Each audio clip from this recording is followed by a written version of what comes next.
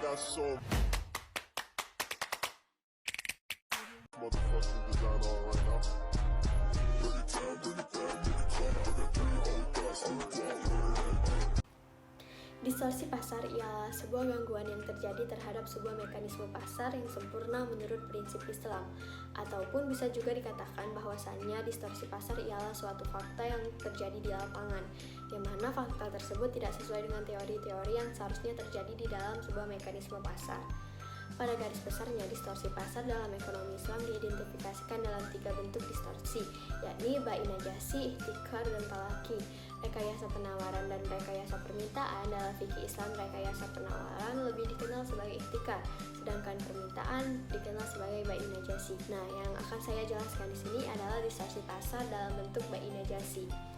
Bai najasi merupakan bagian dari distorsi pasar di mana seorang berpura-pura menawar produk yang dijual dengan tujuan untuk menaikkan harga orang lain sehingga orang lain bersedia membeli barang dengan harga tersebut. Bai najasi juga bisa diartikan sebuah rekayasa pasar di mana pembeli menciptakan permintaan palsu seolah-olah ada banyak permintaan terhadap suatu produk sehingga harga jual produk itu akan naik. Cara yang ditempuh bisa bermacam-macam, mulai dari penyebaran isu, melakukan order pembelian, sampai benar-benar melakukan pembelian pancingan agar tercipta sentimen pasar. Bila harga sudah naik sampai level yang diinginkan, maka produsen akan mendapatkan untung yang besar. Bai najasi merupakan bagian bentuk promosi yang berlebihan yang terdapat unsur kebohongan di dalamnya dengan menciptakan permintaan palsu seakan-akan produk yang dijual banyak diminati dan calon konsumen tertarik membeli dan citra produk akan menjadi naik di pasaran bahkan hingga harga jual. Baiklah, tadi setelah saya menjelaskan mengenai distorsi pasar dan bentuk-bentuknya, di sini saya akan menganalisis sebuah studi kasus yang berkaitan dengan bai najasi, yaitu praktik fake order untuk menaikkan toko di marketplace. Perkembangan teknologi yang semakin maju membuat transaksi jual beli semakin mudah. Kemudahan tersebut meliputi kemudahan dalam mengakses informasi dan bertukar komunikasi melalui internet, sehingga para pelaku bisnis memanfaatkannya untuk mengembangkan usahanya melalui media online. Ketertarikan calon konsumen di marketplace sangat dipengaruhi oleh review dan ulasan yang diberikan konsumen dalam bentuk bintang maupun komentar, di mana jika jumlah bintang tersebut berjumlah banyak menandakan jika toko tersebut memiliki nilai yang baik. Penilaian dan review dari konsumen sangat berdampak terhadap kepercayaan calon konsumen yang akan berbelanja di toko online karena memiliki penilaian yang lebih akurat. Sekarang sedang maraknya pemberitaan di sosial media dengan adanya fake order. Meningkatnya tingkat persaingan usaha di dunia bisnis, khususnya di bidang digital, mempengaruhi para pelaku usaha untuk melakukan berbagai cara agar produk mereka banyak diminati. Ketatnya persaingan usaha tersebut menjadi alasan bagi pelaku usaha di dunia online melakukan berbagai strategi pemasaran, baik secara sehat maupun tidak sehat, dengan semata-mata mendapatkan keuntungan yang banyak, salah satunya dengan melakukan praktik fake order ini. Fake order merupakan pesanan palsu atau fiktif yang dilakukan pemilik toko, di mana pemilik toko atau seller akan membeli produknya sendiri atau menyuruh temannya, kemudian akan memberikan komentar terbaik pada ulasan produk yang dijual. Bahkan ada yang sampai menggunakan jasa fake order, di mana orang yang melakukan fake order akan dibayar saat melakukan pemesanan. Penggunaan jasa fake order semakin banyak digunakan karena memiliki beberapa manfaat bagi pemilik toko online. Di antaranya meningkatkan pemasaran toko sehingga dengan mudah dikenali calon konsumen. Aplikasi akan merekomendasikan produk karena memiliki peringkat yang bagus. Dalam perspektif hukum Islam, praktik fake order termasuk bai najasi. Mengapa?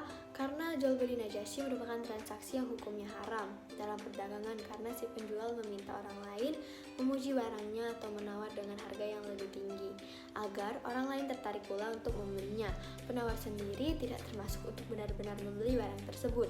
Ia hanya ingin menipu orang lain yang benar-benar ingin membeli, yang sebelumnya orang ini telah melakukan kesepakatan dengan penjual. Akibatnya terjadi permintaan palsu atau false demand. Tingkat permintaan yang terjadi tidak dihasilkan secara alamiah. Hal itu juga berlaku pada praktik fake order. Praktik fake order diharamkan dalam hukum Islam karena penjual menciptakan permintaan palsu, seolah-olah ada banyak permintaan pada produknya, sehingga dapat mempengaruhi calon pembeli agar membeli bahwa produknya telah terjual banyak, memiliki rating tinggi dan banyak ulasan atau review bernada positif. Namun kenyataannya rating tinggi dan ulasan atau review tersebut direkayasa oleh penjual dan tidak terjadi secara alami. Bai najasi hukumnya haram berdasarkan kesepakatan para ulama bagi orang yang mengetahui larangan ini, baik ia bersekongkol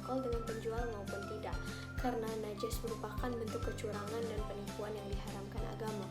Larangan najas sesuai dengan hadis Nabi SAW berdasarkan hadis Ibnu Amr radhiyallahu anhu yang berbunyi, nahan Nabi SAW an najas, yang artinya Rasulullah SAW melarang jual beli dengan cara najas.